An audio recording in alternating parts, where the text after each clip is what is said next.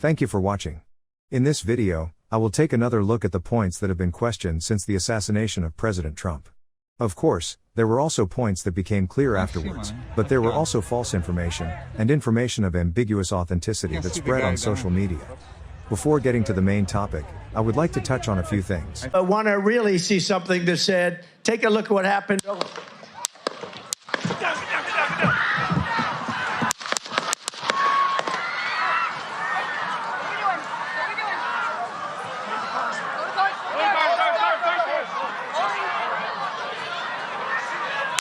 First of all, let's start with the number of gunshots fired.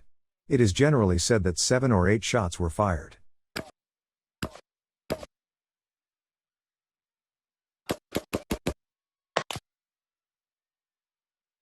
In the audio analysis, which removed all sounds other than gunshots, there was also information that there were 11 gunshots and 3 different types of gunshots. As the analysis progresses, new facts may come to light. Even outside the venue.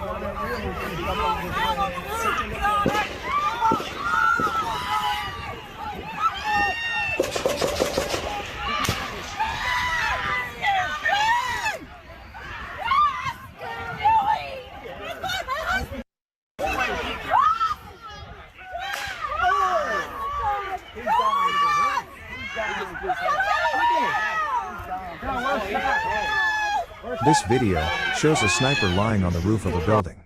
Many questions remained unanswered, such as why the guards waited until the sniper had fired before shooting him dead. Next, we'll talk about President Trump's injuries. Federal investigators did brief members of Congress on the investigation into the assassination attempt against former President Trump. But one detail that has been left ambiguous, the injury to the former president's ear. While there is a now famous photograph of the bullet passing within inches of Trump, some continue to suggest that it was from a shattered teleprompter. The Scripps News disinformation desk has analyzed photos and can debunk that the prompter was shattered. Look what happened.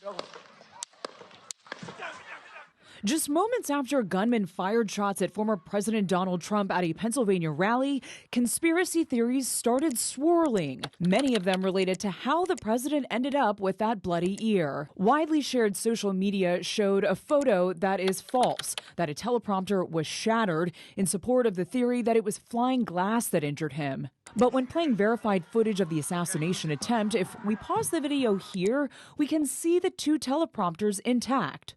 Viewing higher resolution images from different angles shows both teleprompters, neither of which appears to be damaged. A couple of hours after the shooting, the former president posted this statement on Truth Social, saying a bullet, quote, pierced the upper part of my right ear. The Secret Service and FBI have not yet released details on Trump's injury.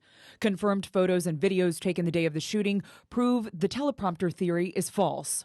And while we wait for more official details, conspiracy theories and misinformation will continue to spread online. Liz Landers, Scripps News, Washington. As discussed here, on social networking sites, there were many speculations based on personal impressions of a single photo, without any evidence. Let me give you an example from Japan. This widely circulated photo was taken by Associated Press photographer, Evan Vucci, who is a photojournalist. He is also a recipient of the Pulitzer Prize in the category of breaking news photography. In Japan, there were claims that the stars and stripes in the background of this photo was a completely different composite photo from the actual venue, and that the incident was a farce. This is an argument that would make anyone who knows the situation at the actual venue cringe, but despite the fact that there were people pointing out the truth, many people agreed with this argument and said it was a farce or a staged performance. In addition, another claim spread that a video showed President Trump being targeted for assassination even after he was shot. This is a clip from the live broadcast shown on this channel, when the incident occurred. Please pay attention to the armed soldier in the top right of the screen. After some kind of radio communication, the armed soldier approaches the car, and appears to be pointing his gun at President Trump as he gets in. However, when you look at the same scene, from a different angle, you can't see this armed soldiers near the car. In other words, it is a claim, based on a misunderstanding. Another thing, that was widely spread as a symbol of his toughness, was that President Trump enjoyed golf the day after the assassination attempt. I'm sure many of you have seen it. There was a lot of debate among Trump supporters about this. There were those who praised President Trump for his strength and toughness, and those who were glad to see that he was safe and well. However, this was not the day after the assassination attempt. It was investigative journalist Laura Loomer, who strongly denied this. She is a strong Trump supporter and was also a former undercover investigator for Project Veritas. This is an old video taken early in July. She says that posts like this are being spread around to prevent the assassination attempt from escalating into a major incident. There are people who lost their lives to protect their families from the bullets aimed at President Trump. 2 others were seriously injured. Donald Trump is not the kind of person who would do something like that. The great Laura Loomer. Some of you know Laura. She's a fantastic person, great woman. Which do you think is more like President Trump? New York and Florida. Trump doesn't play golf on Sunday mornings. Senator Mike Lee, who spread this video on X, is saying, "I was wrong and my bad." The TikTok creator of this video responded to the comment, "Was this video filmed today?" and said, "No, it was not filmed today." This TikTok account is currently suspended. That is the truth. I've gone on at length. What you are about to see is a question posed by Clayton Morris to his show's viewers the day after the assassination attempt. Either this was gross incompetence or it was an inside job. I'm going to show you the evidence, and by the end of this video, I want you to make up your own mind, and I want you to drop me a comment down below. Was this just gross incompetence or an inside job? Because to me, there's no in between.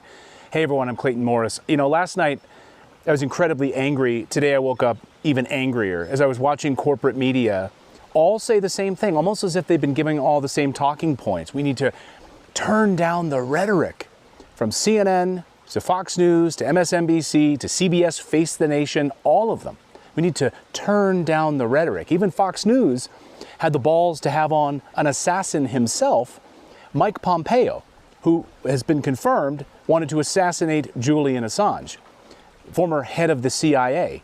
So you're going to ask the former head of the CIA responsible for the assassination of John F. Kennedy, which worked lockstep with the Israeli government to destroy and try to kill and destroy the USS Liberty. You're going to ask the former head of the CIA, and he's going to tell you on your air, we need to tamp down the rhetoric. Okay, no, we don't need to tamp down the rhetoric. We need to turn up the rhetoric. We need to be angry. As Americans, we need to be angry and demand answers. We had a whole January 6th hearing. Will be in order. Can we have an entire July 13th hearing now to get to the bottom of this with full transparency from these government agencies? I sure hope so. I sure hope so. So let's go through a lot of the unanswered questions today. I'm going to go through point by point by point. And again, at the end of today's video, I want you to let me know down below, is this an inside job or just gross incompetence? So let's start with the first one. Did the Secret Service rebuff the Trump campaign's requests for increased security? Now that has been confirmed by a number of sources that in fact, yes, the Trump campaign did request beefed up security, not only on his person, but also at his residences. But the failure here is absolutely catastrophic. And I got to tell you, the Secret Service should be very careful. I can tell you and absolutely confirm from the horse's mouth, from multiple people, not just one. And I saw Congressman Waltz text this out before on X. There have been repeated requests to increase the security footprint around not just the residences of Donald Trump, but the body itself. And they have been rebuffed. Like I said, I can tell you actual quotes. The Secret Service directors completely failed and candidly should resign today.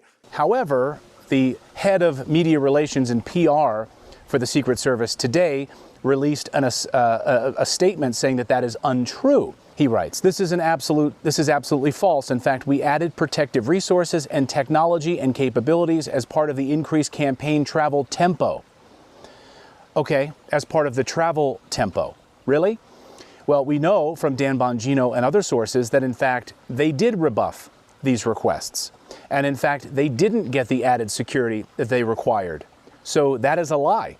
That is an untruth. No wonder the Secret Service is coming out to make these statements. But what's also interesting about this statement, he says, we also increased resources and technology as part of his travel team, as part of his travel detail. Okay, so what then, here's a question, what additional technologies and resources did you employ in Butler, Pennsylvania yesterday for President Trump. Were there drones there? Did the sniper team have some sort of advanced technology that allowed them to protect President Trump? What were the additional resources and technologies that were used? I'd like an answer to that. So that is 100% a lie. The Secret Service did, in fact, turn down additional requests by the Trump campaign to have additional Secret Service detail. We know that to be a fact. So that is a lie from the Secret Service. Why also has Robert F. Kennedy Jr., whose father was assassinated, whose uncle was assassinated by the CIA, rebuffed by the Biden administration to have additional Secret Service detail? President Biden signing his name on turning down additional Secret Service detail for RFK Jr. Why? We can send $200 billion to Ukraine. We can glad hand with Vladimir Zelensky. We can send billions of dollars in weapons to Israel and shake hands with Benjamin Netanyahu. But when a person running for president of the United States whose uncle was assassinated and whose father was assassinated, he asks for additional Secret Service details and we can't provide it to him, something is going on. And remember that this is a Biden administration which, as you pointed out, has refused to protect Robert F. Kennedy Jr. even when his father and his uncle were assassinated. This is the Democrats in the House actually introduced a bill to strip Donald Trump of Secret Service protection. I mean, these people are crazy. Okay, the other big questions we have, of course, about the shooter. So let's talk about the moments before the assassination attempt yesterday in Butler, Pennsylvania. Why in the world was this kid allowed to walk around the open fairgrounds with a rifle and then bring a giant ladder, we now know, to climb up the side of a building 150 yards away from the former president with a rifle, climb up a building with a ladder? Then eyewitnesses, who also confirmed this to the BBC, confirmed that they told police that they witnessed a man climbing a roof with a rifle, and he was army crawling on top of a white roof. They told the police this, and apparently they did nothing about it. Watch. So we walked up, and probably 5 to 7 minutes of Trump speaking, I'm estimating here, I have no idea, but we noticed a guy crawling, bear crawling up the roof of the building beside us, 50 feet away from us. So we're standing there, we're pointing at the guy crawling up the roof. And he had a gun, right? He had a rifle. A rifle. We could clearly see him with a rifle. Absolutely. We're pointing at him. The police are down there running around on the ground. We're like, hey, man, there's a guy on the roof with a rifle. And the police were like, huh, what? Like they didn't know what was going on. We're like, hey, right here on the roof. We can see him from right here. We see him. He's crawling. Of course, the bigger question we have is why did the Secret Service not take the shot against this individual on the roof when they had the opportunity to? So let's paint a picture here and go through the timeline of exactly what happened. So the whole thing took about 6 minutes. The rally starts, 6 minutes later, Trump is shot. Here you see the Secret Service detail on the roof looking around, but they are stationed on top of the roof. Then about 6 minutes later, 42 seconds before the president is shot, they are now in a prone position, using their scopes, taking aim at this individual across 150 yards from where the president is speaking. They see him clearly, they know that he has a long rifle, and they do not fire upon him. So they're clearly looking at this individual across 150 yards with their sniper scopes. They see him. Police have already been alerted that there's a man climbing with a rifle on top of the roof. So 42 seconds before the president is shot, you can see the Secret Service sniper team prone position looking through their scopes in the direction of the shooter. This is after they had been notified by eyewitnesses, and the police had been notified by that individual I just pointed out to you that spoke to the BBC, that notified them of this individual on the rooftop climbing with a rifle, using a ladder to climb up a roof. Next thing you know, I'm thinking to myself, why is Trump still speaking? Why have they not pulled him off the stage? I'm standing there pointing at him for 2-3 minutes. Secret Service is looking at us from the top of the barn. I'm pointing at that roof, just standing there like this. And next thing you know, 5 shots ring out. So Why did they not take the shot? 42 seconds later, shots rang out and President Trump is hit. Why did they allow him to get off a shot? They see him on this roof. Why did they stand down? Why did they not do anything? Again, gross incompetence or an inside job?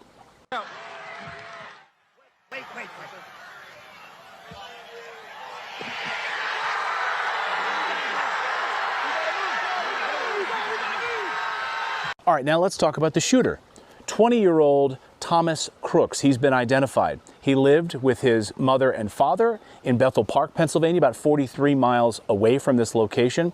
Thomas worked nearby at a local soup kitchen. We now know that both of his parents are professional counselors. That has been confirmed. They are professional counselors licensed in the state of Pennsylvania to practice counseling. I have a big question. Was this individual, Thomas Crooks, on any sort of antidepressants, any sort of SSRIs?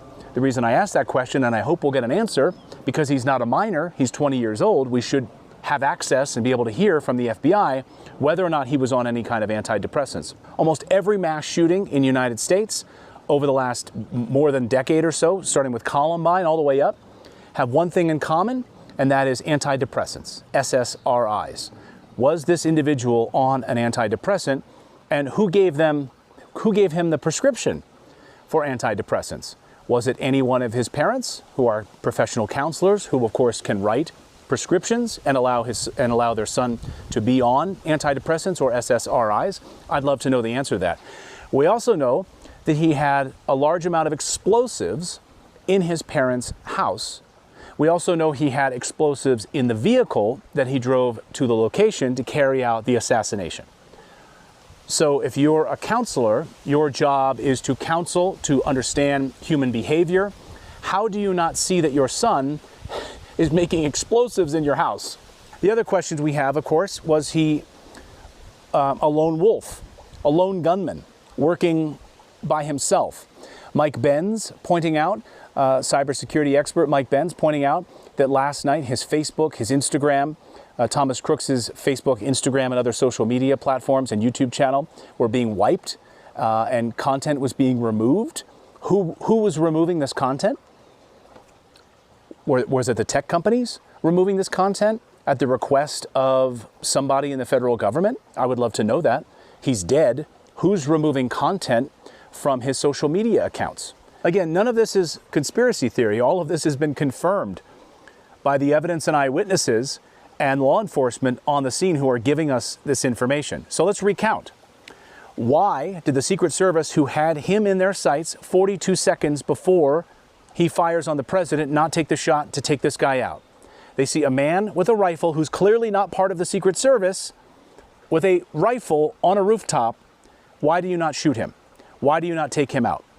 Did someone tell the Secret Service to not take the shot? We'd love to know the answer to that.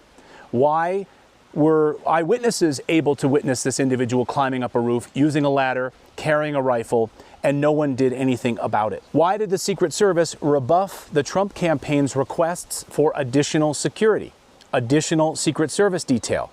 Why was that rebuffed? Should the director of the Secret Service be fired? Director Kimberly Cheadle. Another question we have, who's scrubbing Thomas Crooks' social media accounts, removing content from his social media accounts? And another big question I have, was he on SSRIs? Was he on some sort of an antidepressant? Who prescribed that medication for him? And how far in advance were these threats known by law enforcement? Did the FBI have him on their watch list? Were they aware that he was building explosives in his parents' house? What information did they have ahead of time about this individual? All of this, I hope, will be explained to us, but will be revealed transparently. And the last thing that we should be doing is tamping down the rhetoric. We should be angry, we should be demanding answers, and I hope that we get them. So guys, let me know down below, what do you think? Was this gross incompetence or some sort of an inside job? Did somebody on the inside know what was about to happen and tell the Secret Service to not open fire on this individual? What information did they have about this individual beforehand, before Trump arrived in Butler, Pennsylvania? We'd love to know. But when you see the corporate media telling you to tamp down the rhetoric, That's because they want you to be sheep and they don't want you to ask tough questions. Don't be sheep. Let me know down below your thoughts on this. Thanks, everyone. The Secret Service itself, which we've worked with and which has been very, very cooperative with us and supporting of me getting protection, did its own threat assessment and determined that I was at elevated risk. Former President Donald Trump is calling for the U.S. Secret Service to give independent presidential candidate Robert F. Kennedy Jr. protection after the former president was the victim of an assassination attempt over the weekend. Trump said in a post, "In light of what is going on in the world today, I believe it is imperative that Robert F. Kennedy Jr. receive Secret Service protection immediately.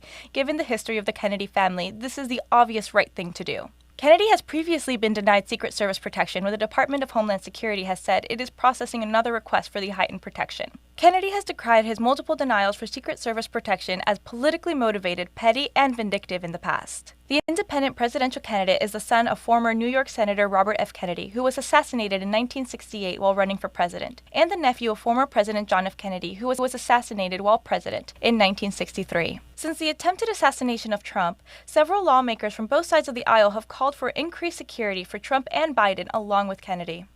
On July 15, Alejandro Mayorkas, Secretary of the Department of Homeland Security, announced that Secret Service protection would be extended to independent presidential candidate Robert F. Kennedy Jr. This was 2 days after the assassination attempt on President Donald Trump. After President Trump was almost assassinated at a campaign rally, rumors spread online that the FBI's deputy director had been sitting behind him. The theory that the assassination attempt was an inside job by a member of a public law enforcement agency spread. The woman's name is Janine DeGiuseppe. Of course, the FBI has officially denied this. Do you think these two people are the same person? That's difficult. How about this? Look what happened to our country. Probably 20 million people. And you know, that's a little bit old, that chart. That chart's a couple of months old, and if you want to really see something that's sad, take a look at what happened.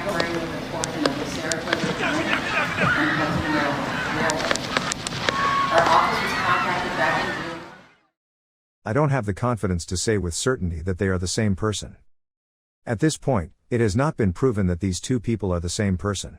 Just because they look alike and their behavior is suspicious does not mean that anything can be determined.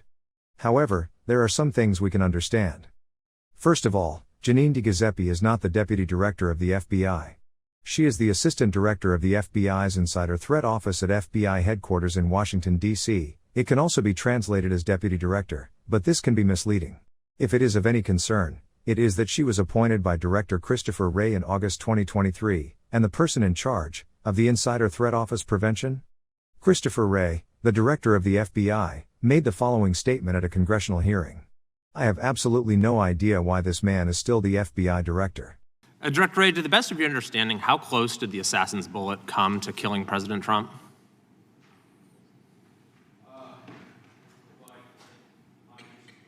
My understanding is that either it or some shrapnel is what grazed his ear. So I don't know that I have the actual very distance. Close, though. What's that? Very, very close, you would agree. Yes. Is this the biggest security failure that you've seen in your career? Ooh. Well, certainly I think former Director Cheadle has already, I think, acknowledged that this was a significant, at the very least, a significant operational failure. I forgot her exact words, but I will defer on that. I think we really haven't seen anything like this in at least decades in this country, right? The attempted assassination of a president, current or former, is a historic event. As Christopher Wray said here, Kimberly Cheadle, the director of the Secret Service, was severely questioned by the House of Representatives and admitted to a failure in her security duties. She resigned on July 23. There are still many things that have not been revealed. I'm sure a lot more information will be flying around on social networking sites in the future. Neither the Department of Justice, the Department of Homeland Security, nor the FBI have provided all the information we need. Uncovering the truth. But be careful when obtaining information.